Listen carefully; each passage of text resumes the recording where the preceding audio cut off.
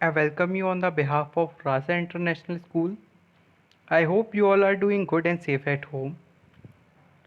So today in this video we are going to cover about chapter number 3 of class 7th, which is animal fibers. In this video we are going to cover about fibers, wools and wool yielding animals, which is from page number 29 to page number 31.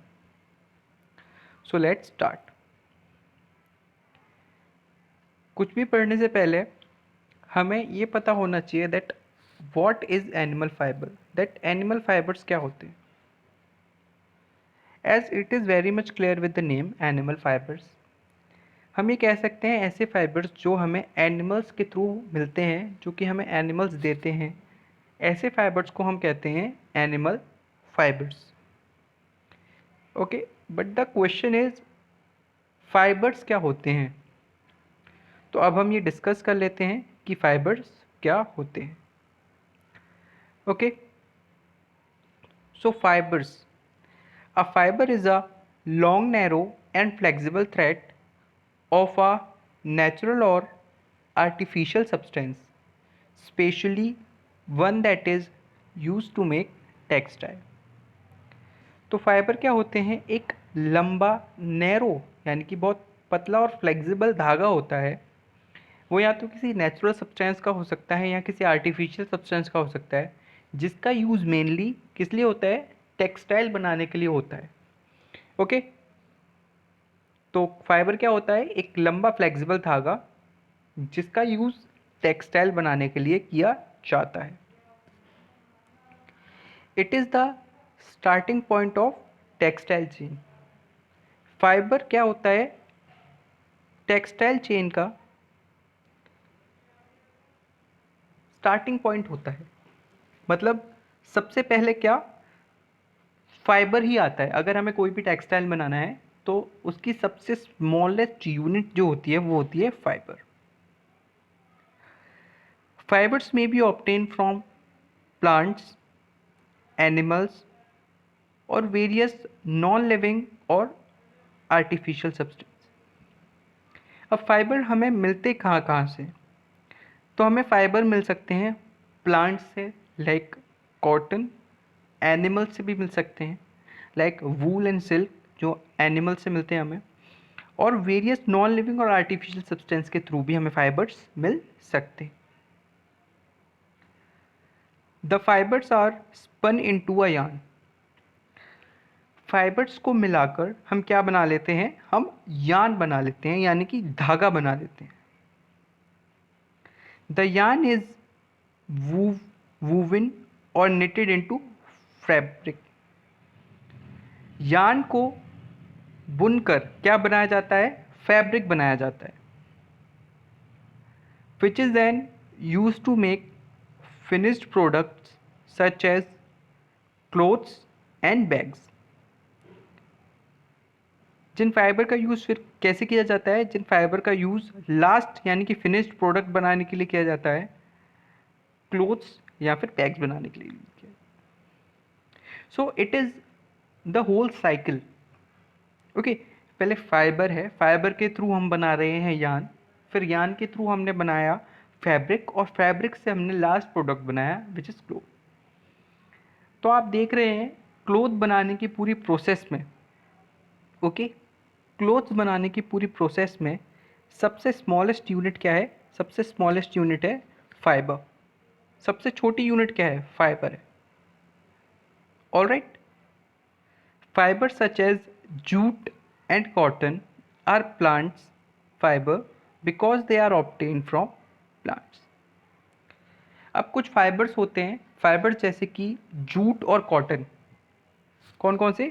Jute और cotton. ये क्या है? ये plants fibre हैं. ये plants fibre क्यों हैं? क्योंकि ये हमें कहाँ से मिलते हैं? ये हमें मिलते हैं प्लांट से मिलते हैं.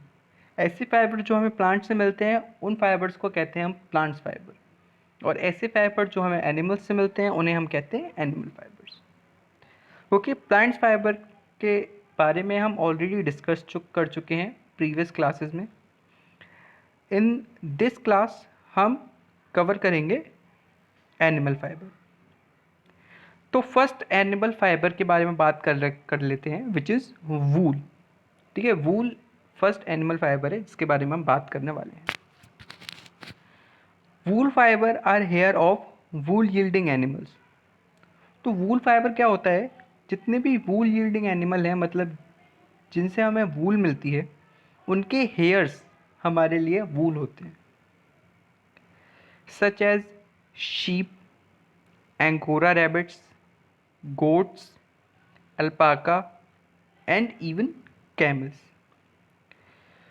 So these are the few examples of wool yielding animal, which is sheep, a kind of rabbit जिसे हम एंगोरा रैबिट कहते हैं, goats और camels यानी कि ऊँट भी इसमें आते हैं। The wool coat of these animal is called fleece. In animals का वूल कोट, जो वूल की कोटिंग होती है इन एनिमल्स की, उसे हम क्या नाम दे दिया, उसको हमने नाम दे दिया है फ्लीस। क्या कहते हैं हम उसे, कहते हैं fleece. Alright, the coat keeps their body warm in cold season. और ये कोट क्या करता है, फ्लीस क्या करती है, जितने भी एनिमल्स हैं उनकी बॉडी को वार्म रखती है कोल्ड सीजन में, गर्मी प्रदान करती है कोल्ड सीजन में। Prehistoric man used to cover their bodies with the skin of sheep or other animals. So generally prehistoric man क्या करते थे, अपनी बॉडी को शीप की स्किन से या फिर अदर एनिमल की स्किन से कवर किया करते थे। क्यों कवर किया करते थे, टू कीप देमसेल्फ वार्म, उसको गर्म बनाए रखने के लिए कवर किया करते थे। This perhaps gave them an idea to make yarn and fabric from their fiber covering. So इसने उनको एक आइडिया दिया कि वो इनकी जो फाइबर कवरिंग है उसके थ्रू फाइबर या फिर यार्न बना सकते हैं। ऑलराइट, तो ये हमने पढ़ लिया वूल का कंसेप्ट कि वूल हमारे लिए क्या होती है, वूल का एक कंसेप्ट हमारे दिमाग में कैसे आया प्री हिस्टोरिक मैन की। अब हम पढ़ लेते हैं वूल यील्डिंग एनिमल्स, मतलब ऐसे एनिमल्स जिनसे हमें वूल मिलती है। तो सबसे पहला वूल यील्डिंग एनिमल है वो है शीप, जैसे कि आप पिक्चर में देख रहे हैं शीप। तो सबसे पहले हम शीप के बारे में ही पढ़ लेते हैं।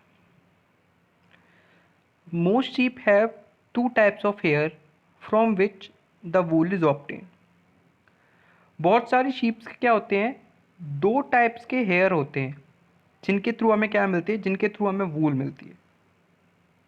The outer coarse hair is known as kemp. उनके कुछ बाहरी हेयर्स होते हैं, बाहरी हेयर जो कि मोटे होते हैं, ओके, जिन्हें हम कहते हैं कैम्प। उनको हमने टर्म दे दिया है, क्या टर्म दे दिया है, kemp. The fine soft under coat close to skin is the true wool from which wool fibre is obtain. अब ये कुछ कैम्प के अंदर क्या होता है, कुछ फाइन सॉफ्ट, मतलब कुछ पतले और बहुत सॉफ्ट और स्किन के बहुत पास कुछ हेयर्स होते हैं जिन्हें हम कहते हैं ट्रू वूल। क्या कहते हैं हम, ट्रू वूल। तो दो टाइप के हेयर होते हैं शीप में, फर्स्ट जिनको हमने कैम्प कहा है और सेकंड हमने कहा है true wool. Okay, domestication and selective breeding have eliminated most of the long hair. Sheep की डोमेस्टिकेशन मतलब शीप के पालन ने और उनकी ब्रीडिंग यानी कि मतलब सिलेक्टिव ब्रीडिंग ने, मतलब बहुत सिलेक्टिव तौर पर उनके रिप्रोडक्शन ने क्या किया है, ये जो लॉन्ग हेयर है ना, इनको बहुत एलिमिनेट ही कर दिया है। Today's sheep are covered almost exclusively with true wool. आजकल की जो शीप्स होती हैं नॉर्मली उनमें हमें क्या मिलती है, उनमें हमें कैम्प बहुत कम मिलता है और ट्रू वूल हमें ज़्यादा मिलती है। ओके, शीप के पढ़ने के बाद अब हम आगे बढ़ जाते हैं कुछ ऐसे एनिमल्स के बारे में और पढ़ लेते हैं जिनसे हमें वूल मिलती है। सिर्फ शीप ही एक ऐसा एनिमल नहीं है जिनसे हमें वूल मिलती है, और भी एनिमल्स हैं, उनके बारे में अभी हम पढ़ेंगे। So the next is Kashmiri goat. Okay, the fine soft fibre obtained from the undercoat of the Kashmiri goat is called cashmere. Kashmiri goat जैसे कि आप देख पा रहे हैं, ये कश्मीरी गोट की पिक्चर है। ओके, तो इनके अंडर कोट जो होता है ना, अंडर कवरिंग में क्या होता है, सॉफ्ट और फाइन फाइबर्स होते हैं, सॉफ्ट और फाइन हेयर्स होते हैं, जिन्हें हम क्या बोलते हैं, कैशमीर बोलते हैं। The outer coat hair fibres are quite coarse and highly quality cashmere is obtained by dehairing और कॉम्बिंग। अब क्या होता है, आउटर कवरिंग, जो आउटर कोट होता है इनका, वो जो हेयर होते हैं आउटर कवरिंग वाले, वो थोड़े मोटे होते हैं, वो थोड़े थिक होते हैं, और high quality of cashmere is obtain. जो हाई क्वालिटी ऑफ कैश्मीर जो होता है ना, वो हमें कहाँ से ऑप्टेन होता है, वो कॉम्बिंग के थ्रू हमें ऑप्टेन होता है। Kashmiri goats are found only in mountain region of China and Tibet. अब ये गोट्स हमें कहाँ मिलती हैं, ये गोट्स हमें मिलती हैं माउंटेन रीजन्स में, हमने मोस्टली ये गोट्स मिलती हैं जो चाइना और तिब्बत में हमें देखने को मिलती है। All right, so next animal जिससे हमें वूल मिलती है वो नेक्स्ट है एंगोरा रैबिट। अब एंगोरा रैबिट क्या होता है एक बार हम पढ़ लेते हैं। Soft white fibre called Angora wool is obtain from the Angora rabbit. एक सॉफ्ट वाइट फाइबर होती है जिसको हमने टर्म दे रखा है एंगोरा वूल, वो हमें किससे मिलती है, वो हमें एंगोरा रैबिट के थ्रू मिलती है। Okay,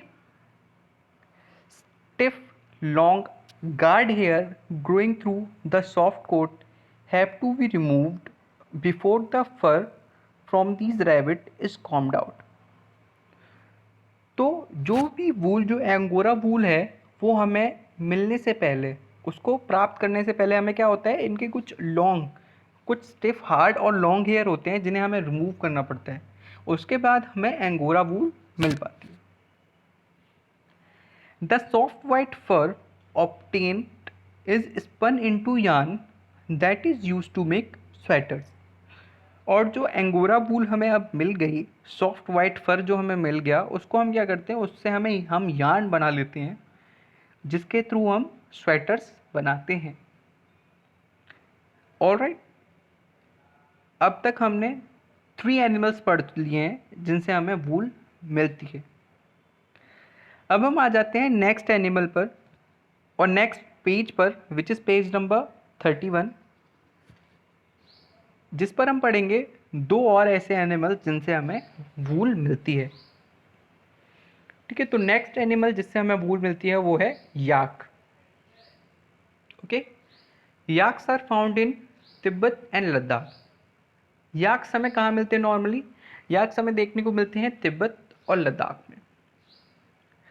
there coat consist of outer long coarse hairs and under coat of soft and silky wool. इनका जो होता है कोट, जैसे कि आपने नॉर्मली सारे अब तक जब जितने भी हमने वूल यील्डिंग एनिमल पढ़े हैं, आपने देखा होगा बाहर की जो आउटर कवरिंग होती है उनके वो मोटे हेयर्स की होती है। ओके, जैसे कि हमें शीप में भी देखने को मिला, कश्मीरी गोट में भी देखने को मिला, और उसके बाद हमने एंगोरा रैबिट में भी देखा। ऐसे याक में भी क्या होता है, जो बाहर के आउटर कवरिंग होती है वो लॉन्ग हेयर होते हैं, लॉन्ग और मोटे हेयर्स होते हैं, और अंडर कोट जो होता है, मतलब उनके अंदर की जो वो होती है वो क्या होता है, वो सॉफ्ट और सिल्की वूल होती है। ओके, सेम याक में होता है। ओके, जो अंडर कोट होता है वो क्या होता है, वो बहुत सॉफ्ट और सिल्की वूल होते हैं। The colour usually ranges from brown to black. और जो इनकी कलर रेंज होती है वो ब्राउन और ब्लैक होती है, मतलब डार्क कलर्ड की वूल आप कह सकते हैं ये होती है। याक के बाद अब हम पढ़ लेते हैं कि कैमल भी एक सोर्स है जिसके थ्रू हमें वूल मिलती है।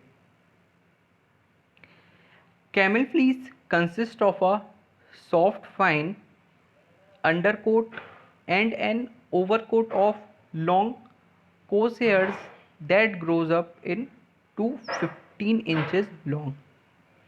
सेम एज अदर्स कैमल के भी क्या होती हैं, जो अंडरकोट होती है वो सॉफ्ट और फाइन हेयर्स होते हैं, और जो उनके ऊपर की जो कोटिंग होती है हेयर्स की वो कैसे होते हैं, वो हेयर्स लॉन्ग होते हैं। वो लॉन्ग कितने हो सकते हैं, वो 15 इंचेस तक लॉन्ग हो सकते हैं। ओके, जो ओवर कोट होती है कैमल की वो कितने मीटर तक लॉन्ग हो सकती है, वो 15 इंचेस तक लॉन्ग हेयर हो सकते हैं। Camel wool is considered a healthy natural product. Camel जो वूल है उसे हम एक हेल्दी नेचुरल प्रोडक्ट भी मानते हैं। It has excellent thermal insulation property. Camel wool की बहुत अच्छी थर्मल इंसुलेशन प्रॉपर्टी होती है, मतलब ये गर्मी को अपने अंदर बहुत अच्छी तरीके से रखती है, ये गर्मी को बाहर नहीं जाने देती। इसकी जो रोधक क्षमता होती है ना, गर्मी को रोकने की क्षमता होती है, वो बहुत अच्छी होती है। ये गर्मी को अपने अंदर से बाहर नहीं जाने देती, बहुत अच्छी इंसुलेशन प्रॉपर्टी होती है। ऑलराइट, तो ये हमने पढ़ लिया कि वूल यील्डिंग एनिमल्स के बारे में, किन किन से हमें वूल मिलती है। तो आपको एक बेसिक मैं बता देता हूँ जो इसका पूरा कंक्लूजन है। वो कंक्लूजन ये है कि जितने भी वूल यील्डिंग एनिमल होते हैं उनकी जो बाहर के हेयर होते हैं वो बहुत मोटे होते हैं और लंबे होते हैं, और जो अंदर के हेयर होते हैं वो बहुत सॉफ्ट और सिल्की होते हैं। ओके, इन दोनों हेयर्स का यूज़ किया जाता है वो एज अ वूल के तौर पर। ओके, तो ये इसका कंक्लूजन है जो भी अभी हमने पढ़ा। और हमें किस किस से मिलती है, हमें शीप से मिलती है, Kashmiri goat, angora rabbit, yak and camel. These are the 5 animals जिनसे हमें वूल मिलती है। अब एक इम्पॉर्टेंट टॉपिक और कवर कर लेते हैं इसी चैप्टर में, पेज नंबर 31 पर, विच इज़ शीप फार्मिंग। ठीक है, शीप की फार्मिंग कैसे होती है ज़रा अब हम वो भी पढ़ लेते हैं। Sheep farming means rearing and breeding sheep. अब what do you mean by sheep farming? ठीक है, तो शीप फार्मिंग का मतलब क्या होता है, रेयरिंग एंड ब्रीडिंग शीप, मतलब कि शीप का पालना और उनका ब्रीडिंग करवाना, यानी कि उनका रिप्रोडक्शन का प्रोसेस करवाना। This process is called sheep farming. Okay, यहाँ शीप का पालना, इसे भी हम हिंदी में कह सकते हैं शीप का पालना, यानी कि भेड़ों का भेड़ पालन। Sheep are reared mainly for their wool. Sheep को नॉर्मली क्यों पाला जाता है, शीप को पाला जाता है वूल के लिए, ऊन के लिए पाला जाता है उन्हें। They are reared in herds in semi arid और माउंटेनियस रीजन्स। इनको किस लिए, ये नॉर्मली क्या होता है, इनको ग्रुप में पाला जाता है, सिंगल शीप नहीं बल्कि एक ग्रुप। शीप के ग्रुप को हम हर्ड बोलते हैं। Okay, hertz. और ये हमें नॉर्मली सेमी एरिड रीजन्स पर पाई जाती है, सेमी एरिड या फिर माउंटेनियस रीजन पे हमें पाई जाती है। सेमी एरिड मतलब जो यूजुअली ड्राई होते हैं प्लेस और वहाँ पर बारिश अच्छी खासी होती है, ऐसे। In India sheep are reared in Rajasthan, Jammu and Kashmir, Himachal Pradesh and Uttarakhand. तो नॉर्मल जो शीप है वो कहाँ मिलती है हमें, वो शीप हमें मिलती हैं राजस्थान में, जम्मू कश्मीर, हिमाचल प्रदेश और उत्तराखंड। इसमें से मोस्टली जो रीजन है वो कैसे हैं, वो थोड़े हिली रीजन है। Okay, sheep mainly feed on grass. Sheep का नॉर्मली खाना क्या होता है, शीप किस पर फीड करती हैं, उनका जो नॉर्मल खाना होता है वो होती है ग्रास, घास। They are also fed with mixture of pulses, corns, dry grass and grains. घास को छोड़कर और इनको क्या क्या खिलाया जा सकता है, लाइक इन्हें पल्सेस, दालें, कॉर्न यानी कि मक्का, ड्राई ग्रास यानी कि सूखी घास और ग्रेन्स का मिक्सचर भी बनाकर इनको खिलाया जा सकता है, जाता है। A sheep lives for up to 11 to 12 years. एक शीप का लाइफ स्पान क्या होता है, 11 टू 12 ईयर इनका लाइफ स्पान होता है, 11 से 12 साल तक इनका एक लाइफ स्पान होता है। Some common breeds of sheeps are Lohi.